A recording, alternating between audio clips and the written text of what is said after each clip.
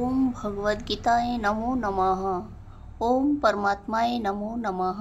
ভগবদ্গীতার মোট 18টি অধ্যায়ের ভিতরে আজকের অধ্যায় হলো সপ্তদশ অধ্যায়। নমস্কার বন্ধুরা, আজ একটি সুন্দর ও সরল আকর্ষণীয় ভাষায় লেখা আপনাদের মনের মতো, তাই আজকে আমরা আলোচনা করব ভগবদ্গীতার সপ্তদশ অধ্যায় নিয়ে। তার নাম হলো শূদ্রাত্রয় বিভাগ যোগ। চলুন বুঝে নিই কি শিখাচ্ছেন ভগবান শ্রীকৃষ্ণ এই অধ্যায়ে। এই অধ্যায়ে অর্জুন একটা প্রশ্ন বলিলেন, হে কৃষ্ণ, যাহারা শাস্ত্রবিধি ত্যাগ করিয়া অথচ শ্রদ্ধাযুক্ত সহকার হইয়া দেবাদের পূজা করে, তাহাদের সাত্বিক গুণ, রাজসিক গুণ ও তামসিক গুণ, এই ত্রিগুণের মধ্যে নিষ্ঠা কোন প্রকারের? শ্রী ভগবান বলিলেন, দেহধারী গণের প্রত্যেক মানুষের শ্রদ্ধা, ভক্তি ও বিশ্বাস তার স্বভাবের গুণ অনুসারে শ্রদ্ধাযুক্ত হয়। এই শ্রদ্ধাযুক্ত ও গুণ তিনটি হলো সত্ত্বগুণ, রজগুণ ও তমগুণ। এই তিন রকম শ্রদ্ধা ও গুণের লক্ষণ আছে আলাদা। চলুন আমরা জানি। প্রথম হইল সতগুণের লক্ষণ। এই সতগুণের লক্ষণ হইল মানুষেরা ঈশ্বরের আরাধনা করে, বেদ ও গুরুজনদের প্রতি শ্রদ্ধাশীল, তার সত্য ভক্তি এবং আত্মশুদ্ধির পথে চলে, আয়ু উৎসাহ বর্ধক, বল বীর্য উৎসাহ বর্ধক এবং স্বাস্থ্য উন্নতির কারক, সরস ও সন্নিগ্ধ। যে খাদ্যের ফল আমাদের দেহে দীর্ঘস্থায়ী, এইরূপ খাদ্য সাত্বিক ব্যক্তিগণের প্রিয়। নির্দেশ উপবাস করা এবং উন্নতির পথে নিয়ে যায়। রজগুণের শ্রদ্ধা ও লক্ষণ হইল লোভ ও আসক্তিতে ভরা। এই গুণের মানুষেরা দান করে, উপবাস করে, কিন্তু পিছনে থেকে খ্যাতির আশা বা অহংকারে তারা কাজ করে। অতি কটু অর্থাৎ অত্যন্ত তিক্ত, অত্যন্ত অম্ল, অধিক লবণ, অতি উষ্ণ, অত্যন্ত তীক্ষ্ণ ও ঝাল, অতি রুক্ষ, এই সকল রাজসিক ব্যক্তির প্রিয়। এই খাদ্য হইতে দুঃখ, শোক ও ব্যাধির জন্ম হয়। তমগুণের লক্ষণ হইল অন্ধবিশ্বাস ও কুসংস্কার। এই গুণে থাকা মানুষেরা ভয়, ভ্রান্তি ও অজ্ঞানতা থেকে কাজ করে। তারা ভুলভাবে উপবাস করে, নিজেদের কষ্ট দেয় বা কুসংস্কারে পড়ে যায়। বহু পূর্বের প্রস্তুত খাদ্য নীরস, বাসি, দুর্গন্ধযুক্ত, উচ্ছিষ্ট ও অপবিত্র খাদ্য তামসিক ব্যক্তির প্রিয়। এবার শ্রদ্ধাগণ, আমরা জেনে নেব সাত্বিক যজ্ঞ, রাজসিক যজ্ঞ ও তামসিক যজ্ঞ কাহাকে বলে। ফলকাঙ্ক্ষা ত্যাগপূর্বক এক মনে অবশ্য কর্তব্য জানিয়া শাস্ত্র অনুযায়ী যে যজ্ঞ করা হয়, তাহাই সাত্বিক যজ্ঞ জানিবে। হে ভারত শ্রেষ্ঠ, ফলকাঙ্ক্ষা এবং নিজ মহত্ব ও দম্ভ প্রকাশপূর্বক যে যজ্ঞ করা হয়, তাহাকে রাজসিক যজ্ঞ বলা হয়। অশাস্ত্রীয়ভাবে অন্ন দান না করিয়া, যথাবিধি দক্ষিণা না দিয়া, অশ্রদ্ধাভাবে যে যজ্ঞ করা হয়, তাহাকে তামসিক যজ্ঞ বলা হয়। ভগবান শ্রীকৃষ্ণ বলছেন, হে অর্জুন, তপস্যা তিন প্রকার হয়: সাত্বিক তপস্যা, মানসিক তপস্যা ও তামসিক তপস্যা। এবার আমরা জেনে নেব তপস্যার সম্বন্ধে।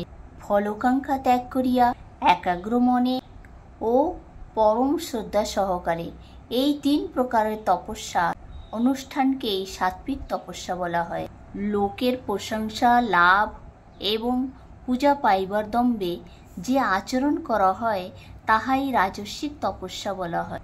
অবিবেক জড়িত দুষ্ট বুদ্ধিবশে শরীর আদির পীড়া জন্মাইয়া অথবা অপরের ক্ষতির জন্য যে তপস্যা করা হয়, তাহাকে তামসিক তপস্যা বলা হয়।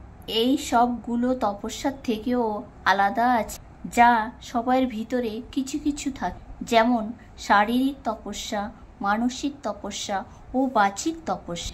দেবতা, ব্রাহ্মণ, গুরু ও জ্ঞানীগণের পূজা, শুচিতা, সরলতা, ব্রহ্মচার্য ও অহিংসা, এইগুলি হইল শারীরিক তপস্যা। সত্য অথচ প্রিয়, এইরূপ বাক্য এবং বেদাদি শাস্ত্র পাঠে সংযুক্ত থাকাকে বলা হয় বাচিক তপস্যা। চিত্তের প্রসন্নতা, সৌম্যভাব, মন ভাব, মনোনিগ্রহ ও অন্তঃশুদ্ধি এইগুলি মানসিক তপস্যা। ভগবান শ্রীকৃষ্ণ অর্জুনকে দানের সম্বন্ধে বুঝাইতে লাগিলেন।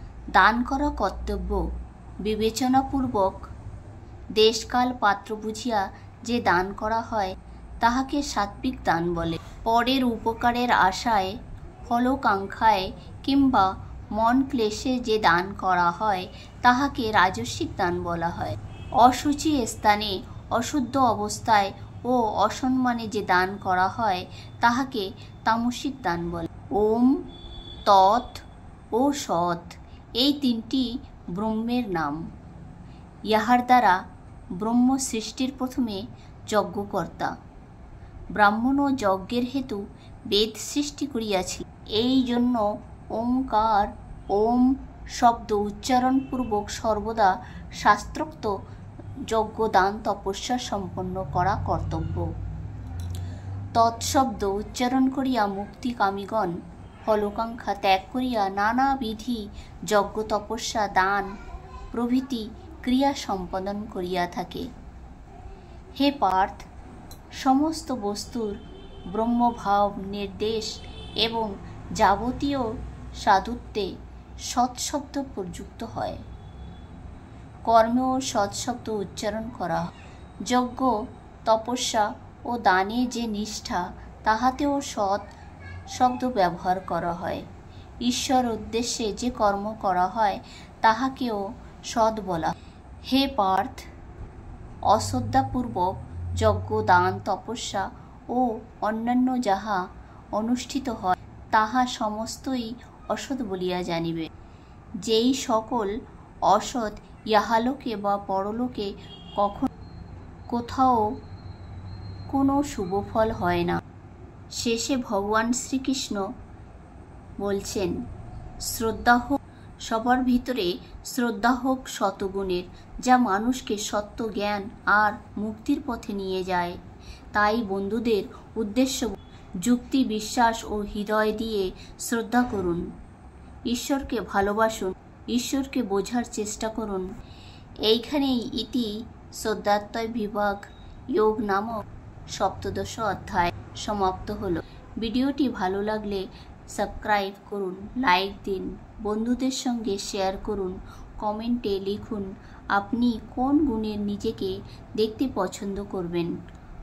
অবশ্য কমেন্ট বক্সে জানাবেন। তাহলে বন্ধুরা এবার ফিরে আসি পরবর্তী ভিডিওতে। ততক্ষণের জন্য জয় শ্রীকৃষ্ণ।